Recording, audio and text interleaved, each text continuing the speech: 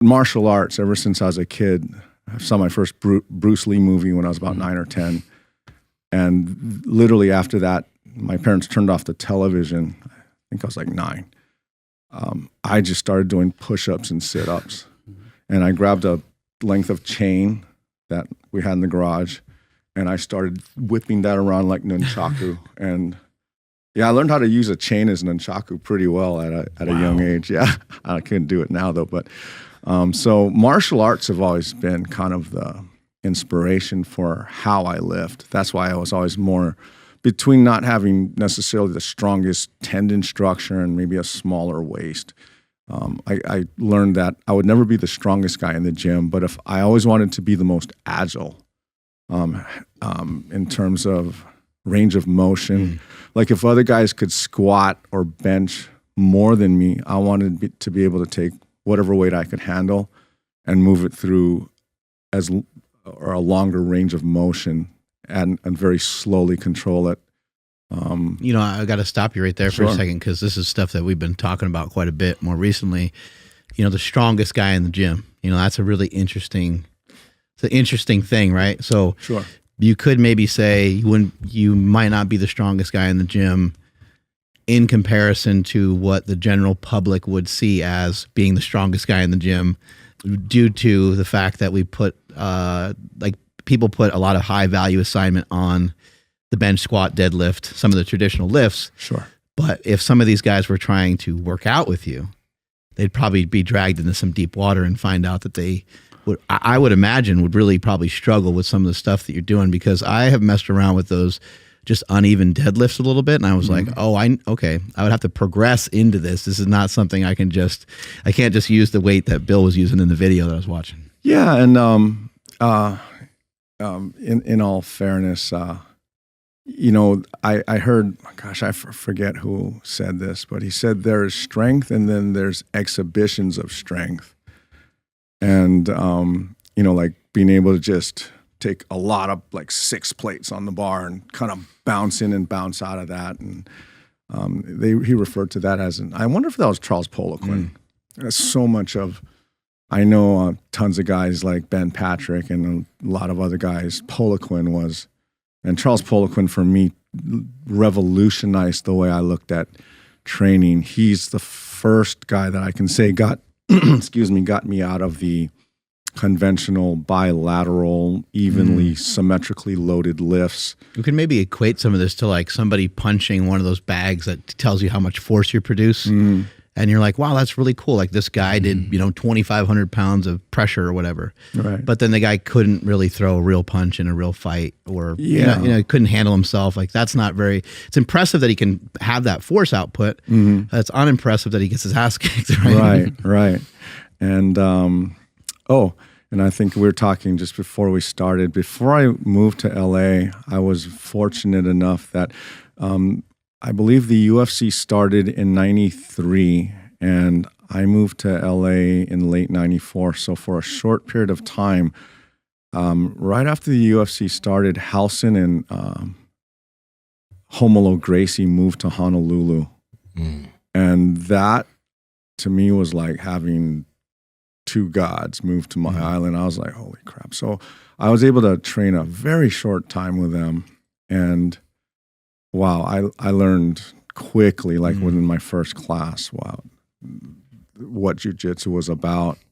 And I was always able to, up until I had met Halson and his students, usually, even if a guy was a black belt in karate or whatever, or a accomplished, a higher level wrestler than I was used to being able to muscle through whatever the difference was. And you were like 215, 220, right? Currently, I'm 195. At that point in time. Oh, at that point, I was about 210, 215. 215. Yeah, so I was young and really just quite a bit heavier, and what I lacked in technique, and I lacked a lot. But I would it must have been eye-opening, because probably previously you could muscle through most things, and then now you can't. Right? I could, yeah. And these guys, and not only were they able to handle me and cancel almost everything I was trying to do, the lack of effort it took and the positions they would put me in that I was so weak in, that's what kind of got me into this asymmetrical, rotational stuff. It was from my experience losing in martial arts. And that also went for after I moved to Los Angeles, there's a place called the Eno Santo Academy. It was off of Lincoln at the time. And I went to that academy and same deal. I came from a Kyokushin karate background and I was usually able to do pretty well in that class, but that I was taught my hands down, a lot of that karate style. And Power Project family, how's it going? You guys probably have watched a lot of Mark's lifting videos and some of my lifting videos, and you've probably noticed that our shorts never go past our knees. Nope. There's a reason for that. Y'all got to show those quads off, baby. And the shorts that we're always wearing are from a company called Viori. That's spelled V-U-O-R-I. But Viori has amazing clothes for the gym that we wear, but also outside the gym. So you can wear them to dinner parties, dates, gatherings, all that good stuff. But all their clothes fit well, fit amazing. This is a shirt from Viori, by the way. Look at that shoulder. It's a just look at this. Look at it fits so well for people in fitness.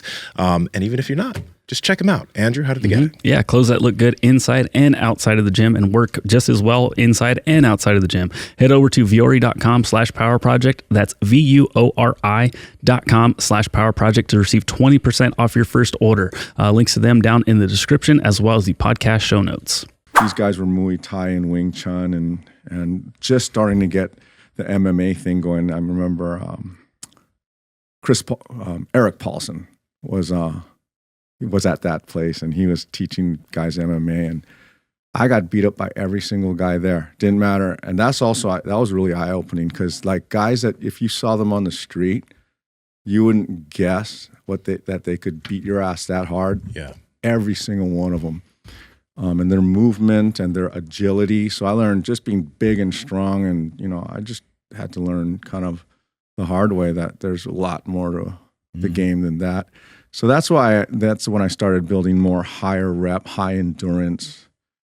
Before I was introduced to the kettlebell after moving back to Honolulu when I was working out at Gold's and Powerhouse in Venice, I was much bigger guys would sometimes watch what I was doing. I was wondering, why are these guys watch?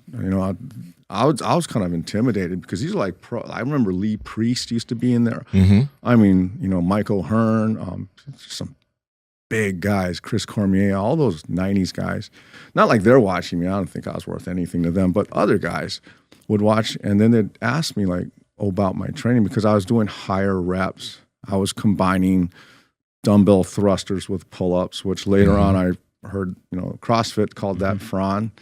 And I was combining maybe 2 exercises into a little circuit. Most of them push-pull, or they were antagonistic, what I felt were opposite movements. I didn't even know that word back then.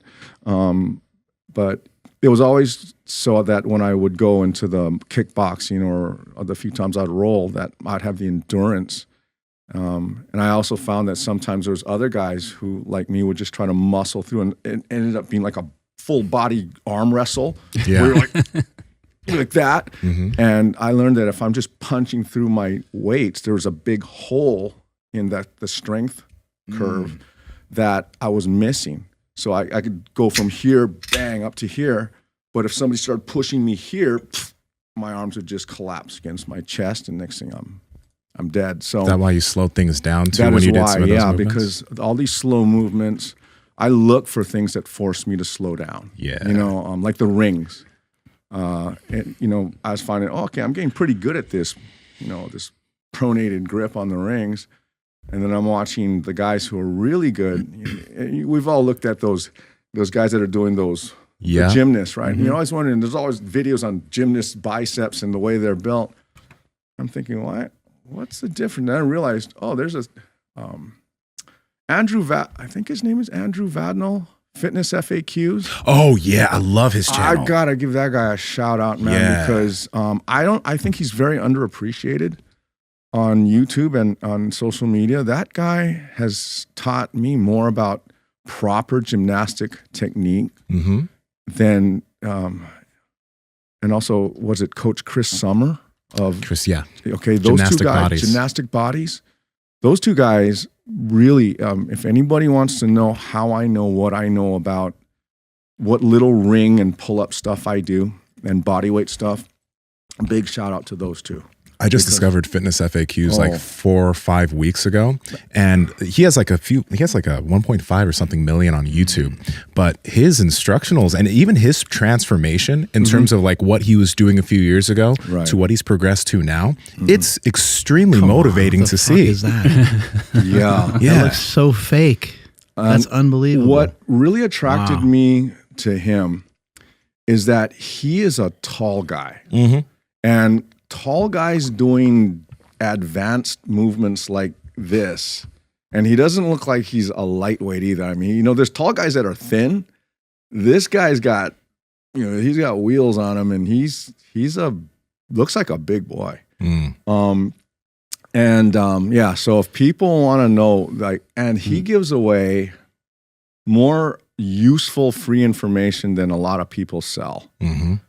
So yeah, that guy changed things, and I've always wondered what it would be like those guys that can, you know, they can hit an iron cross. I've never wrestled a gymnast, but I couldn't imagine what that would be like, even if they don't have technique, because to me it would be like, you know, like in Hawaii, where there's certain crabs that we have that if you catch them, their defensive mechanism is just just kind of suck everything in and trying to pull their claws and everything open is just impossible. Yeah.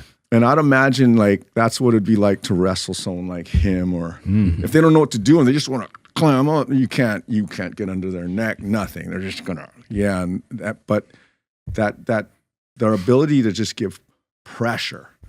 That's what I'm thinking when I'm doing these push-ups or any of these slow movements is not, I want to look slow and graceful. I'm thinking, you know, this is somebody pressing on me, and I need to be able to absorb that pressure and handle it. And so that's why. And if I can't, like in this right here, if I can't go higher than that, that's okay. I'm not going to try to blast through that part.